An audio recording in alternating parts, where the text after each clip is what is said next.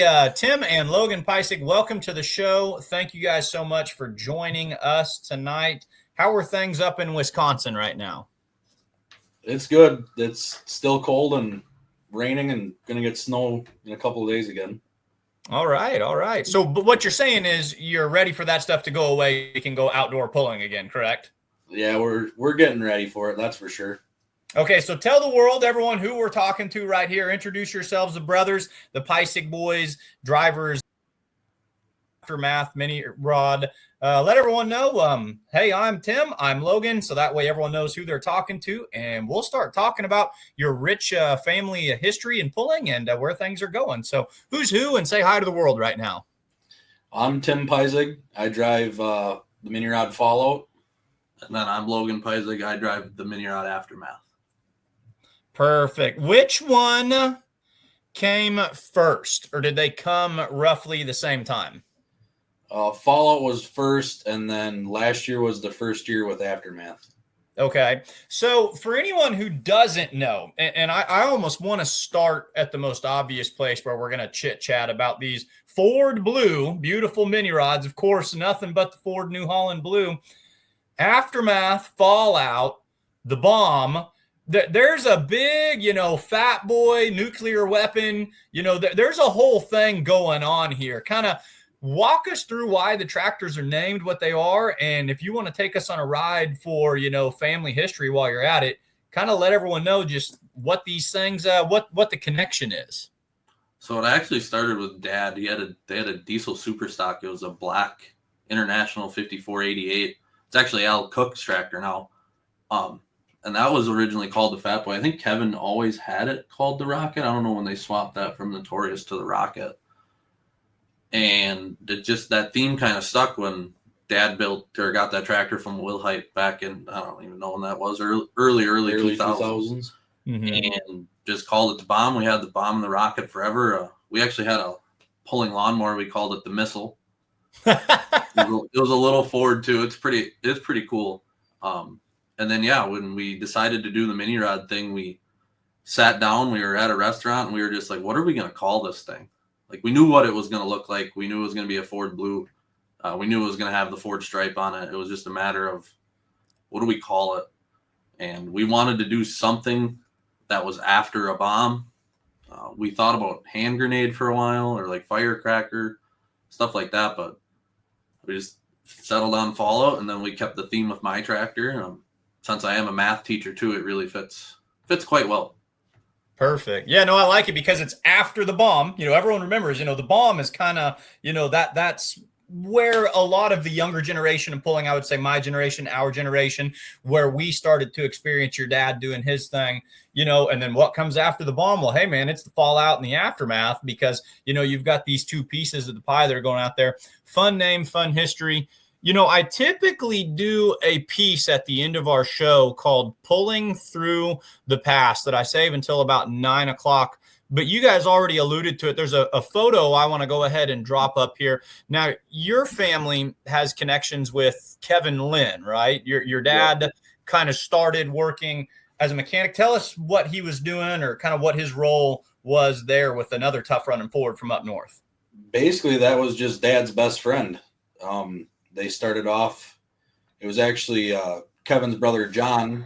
Him and Dad were pulling, I think it was a 7810 Ford or something in the Pro Stock class back in the 80s.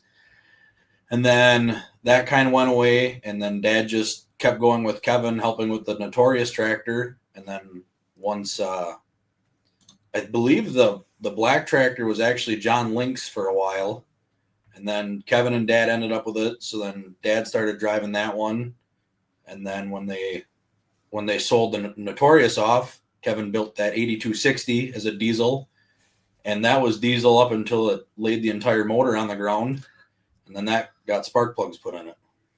So I want to show you a photo from one of the first tractor pulls I ever went to, and you guys tell me if this one kind of, you've already talked about it, but if this has some sentimental to your family and whatnot. So this is the one we're talking about, right?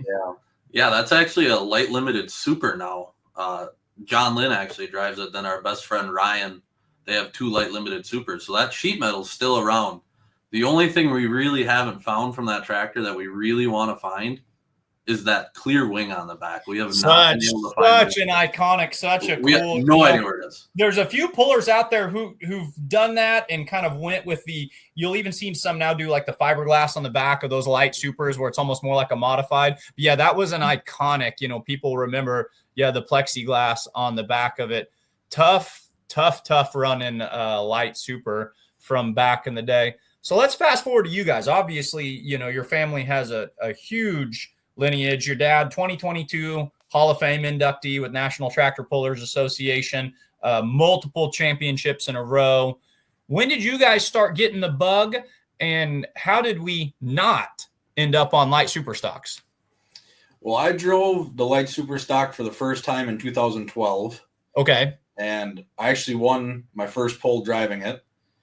And then so the following year I finally turned 16 and I did a full season with it. And then, was that 2014 when you drove it the first time? Yeah, I drove it. I only ever. Logan, you were shaking your head and kind of laughing. Is there a little bit more here or something that's not come up to the surface just yet? So like the first time Tim drove the tractor, he went out there and won, and it was, I think we were in Osseo, Wisconsin. And I drove the first time and we were in Granton, Wisconsin, and I got second. And it was it's been this running joke forever. It's just fun. I don't know. So first time for him, first place, first time for you, second place. Has he reminded you of that a little bit over the past 10 years, I'm guessing? Every day.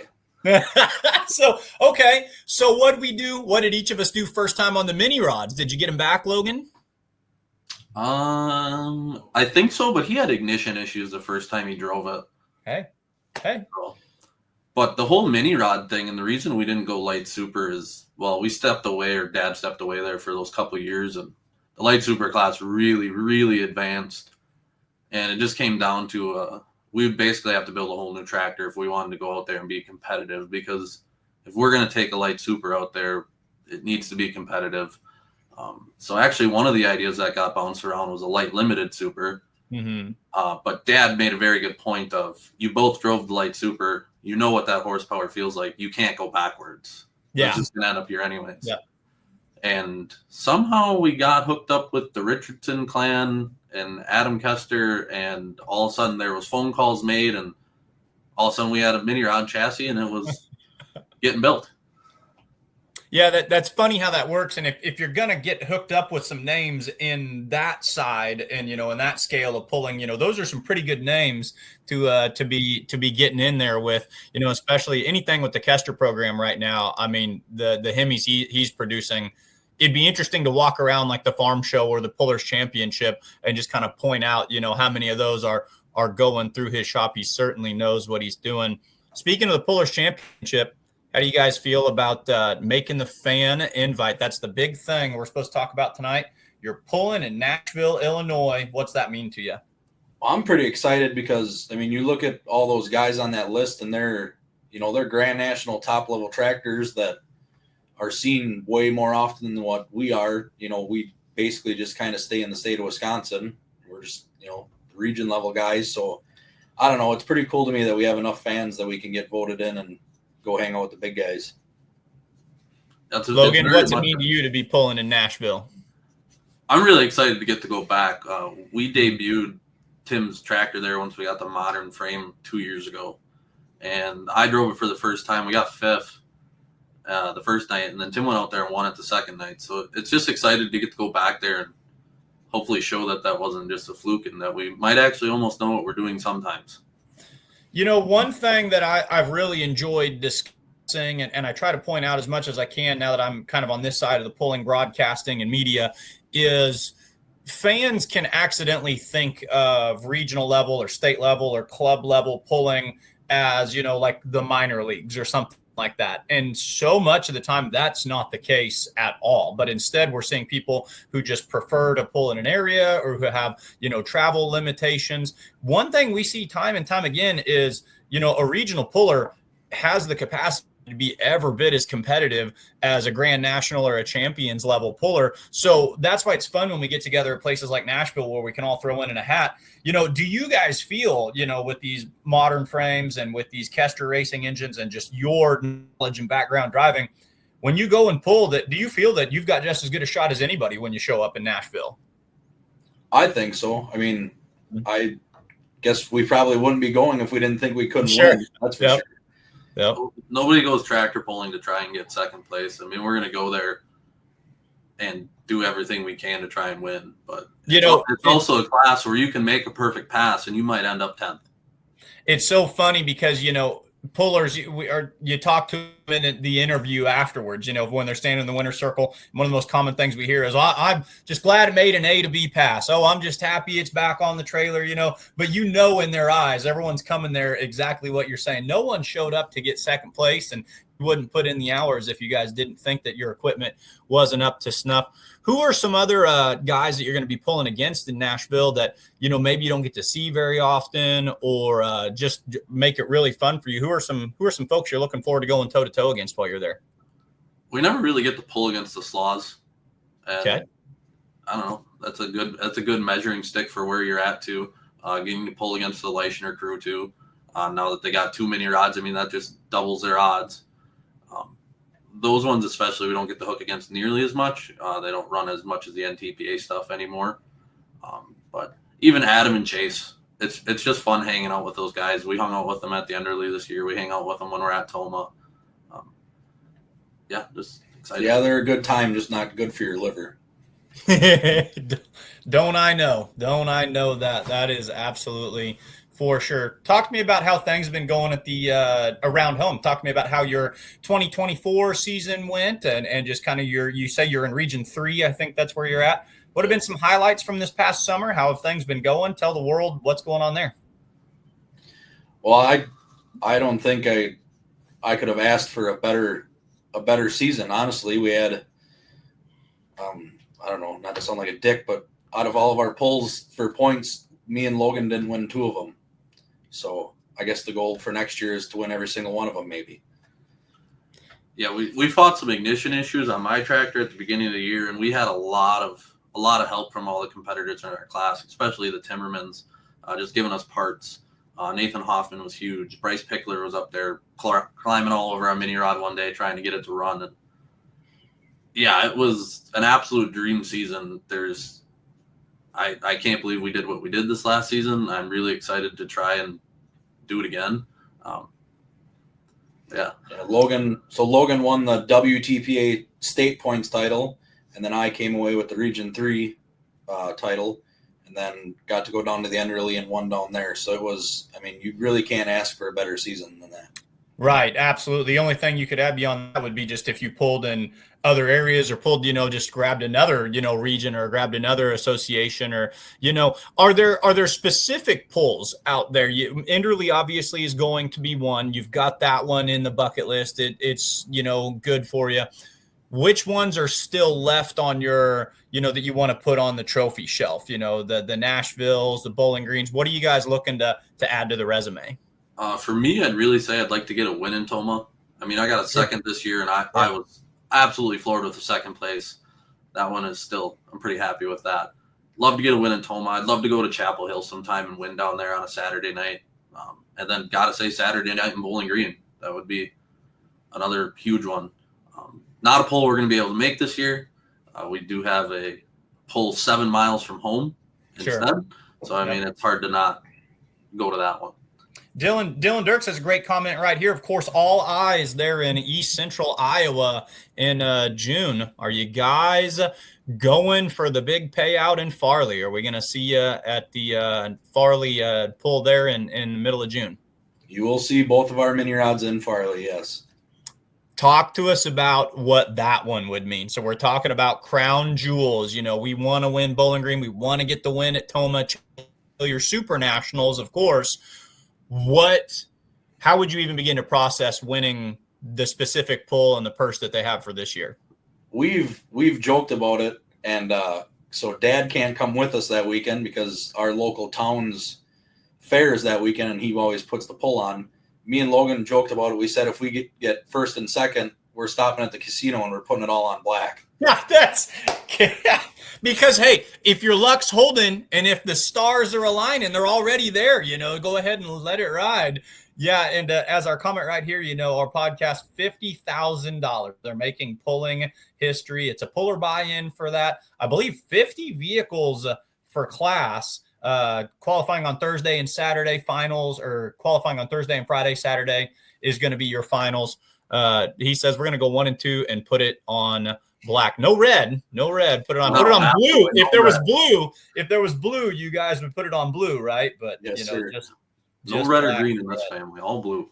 All blue. Tell us about that. The Ford affiliation. I can remember going to a lot of pulls when I was, early 2000s, and the light super stock class was dominated by all these new sheet metal Fords that were coming out. You guys and the Will Heights and Brian Bowles, and they were just bullets. Do you guys farm blue on back at home, or what's your Ford affiliation in all this?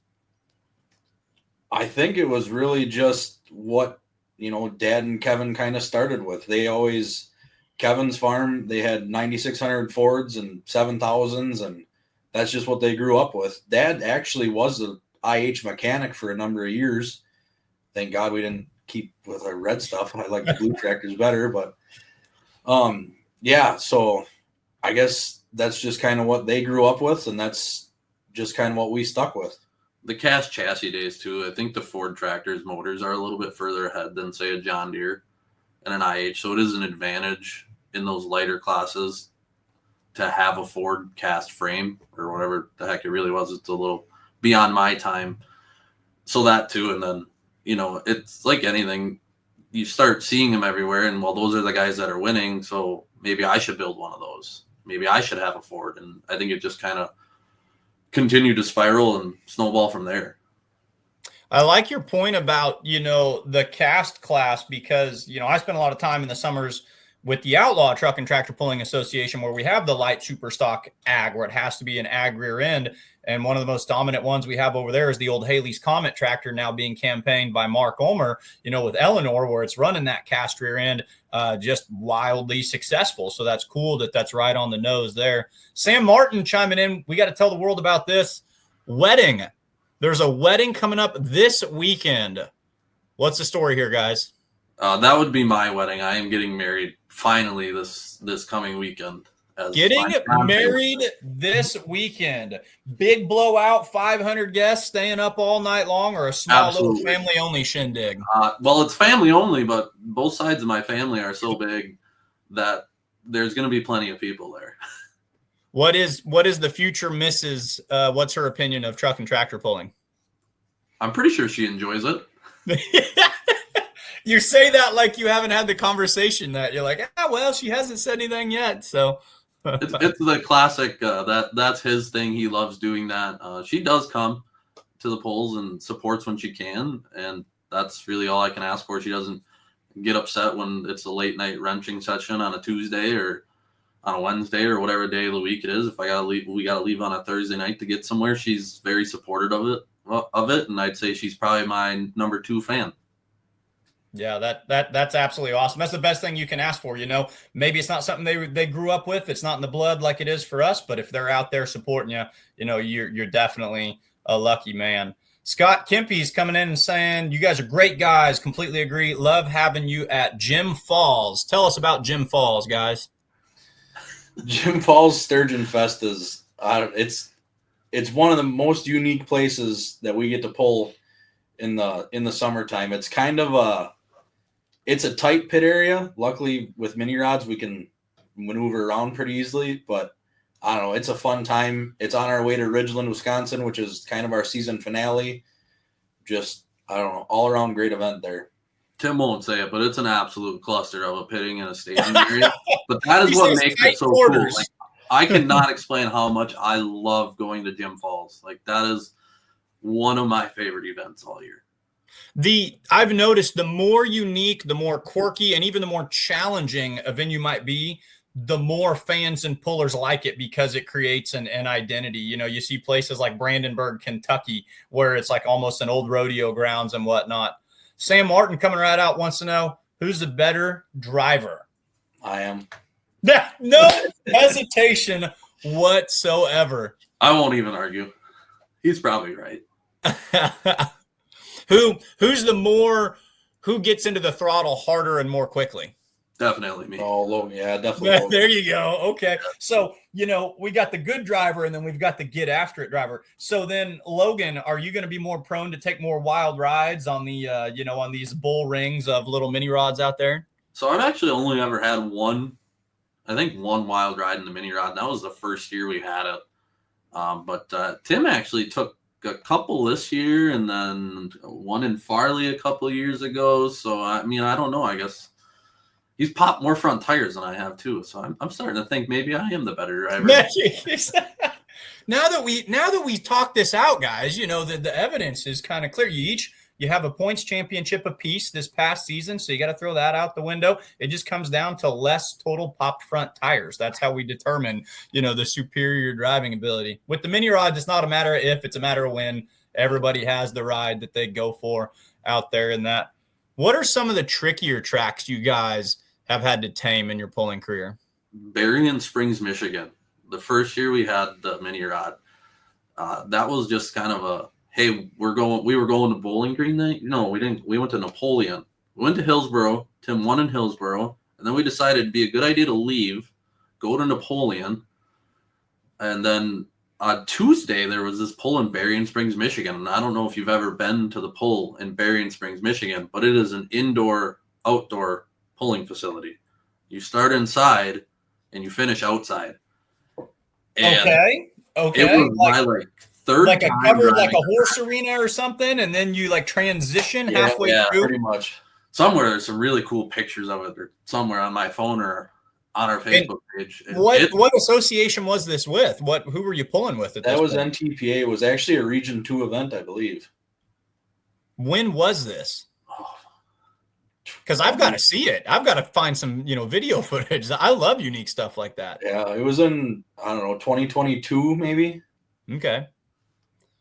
Chris Karhoff says people still love the old drafty horse barn at Gordyville. Yeah, we love all the unique settings. Indoor pulling. Have you guys done much indoor pulling beyond your half-track indoor pulling? We have not. We don't really get the opportunity to very often.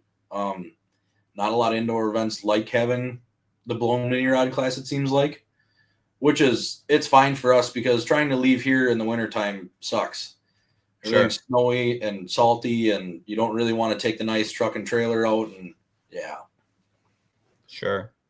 Really good question coming in here from Dave Clark. We got a lot of great fan engagement, guys, so we appreciate this. Folks, if you're just tuning in, we're on the backside here of our interview with Tim and Logan Peissig. They've won the fan vote. They're going to be competing at the Pullers Championship in Nashville, Illinois. On their mini rods, they call Fallout and Aftermath.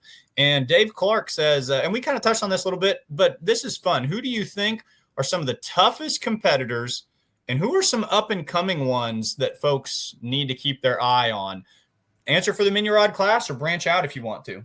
I'll keep this local with the Region 3 class or the WTPA class. I think nationally I think we know who it is, but like at least where we pull, Nathan Hoffman, he's won Toma multiple times now with his mini rod. Chris Burnett's won the Region 3 title a bunch of times. And then even Brian Guza and Jeff Guza, like those are the guys we pull against every weekend. And then the up-and-comers with us, we got the Timmermans. They just got a new chassis, too, for their mini rod this year, so they'll be fierce. Brandon Lofgren. Yeah. They built a mini rod. It's Chris Burnett's old frame. And then Bryce Pickler and Jake. Jake built the mini rod. Bryce has been helping him with it. So we have new guys coming into the class, and they're not going to be any slouches either. Is it the most rapidly growing in popularity class in pulling? It's almost getting to be like the new two-wheel drive truck class. There are just mini rods springing up everywhere. Do you guys think it's one of the most popular classes, if not the most popular class in our sport? It feels like it's growing in popularity. I still think that the tractor classes are more popular maybe not for like a people joining it standpoint, but from like a fan's point of view. Okay. Because like when we used to have light supers, the amount of people that would stop by the trailer and talk to us was 3 times the amount of what it is now that we have mini rods. People can relate to tractors more than they can a mini Sure. rod. They see a mini rod and go, hey, that's a really cool thing with a lot of horsepower. How fast does it go? Yeah. That's their first question is just how fast does it go? And it's like, well, I don't really know, nor do I really want to try. 27 miles an hour typically, and we've probably had it over 30 a couple times. And let me tell you, we were flying. And they look at you and say, huh? Dude, it's scary going like, I think I capped out in Houston, Minnesota one year. I think it was like 34, 35. Sure. That's about the top mark that I've seen someone.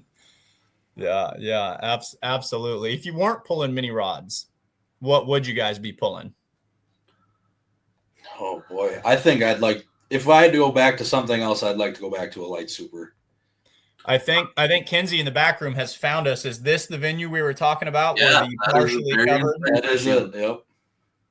Tell us where this is again. Berrien Springs, Michigan. Berrien Springs, Michigan. The largest. Does it have a great vibe? Do the fans love it? Do the pullers love it? Or is it just unique? It's so loud in that building. Like it's terrible, but I don't know. People seem to really enjoy it there. I mean, we had a good time. I don't think they run the mini rods there anymore. But yeah, it's a cool facility. Again, it's one of those absolute clusters of a place. They were like pulling farm tractors from like 8 a.m. to like 5 p.m. like right before we had to go to the scales. So there's hardly any part. It was awesome. So, the track's going to be well groomed and well broken in by the time you guys get to it, with those farm stocks going up and down. It looks like it would be a nightmare to live stream is my first thought, someone who's always on the production where your lighting is going to be completely different on both sides of the track, but super cool stuff. So Tim said he would go back to light supers. We'll go ahead and cap that question and start wrapping things up. Logan, if you were to pull anything other than a mini rod, what would you be pulling? And Chris Burnett, if he knows you guys, says you all are his idols. You're my idol, though, Chris. Just remember that. I would really love to drive like a multi-engine mod. I had the pleasure of actually getting to sit in Adam Bauer's 5-engine mod while it was running, and that was really cool. Like, there's no explaining that. Just sitting there and starting those motors and getting to do that, I thank him all the time for it because it was really cool.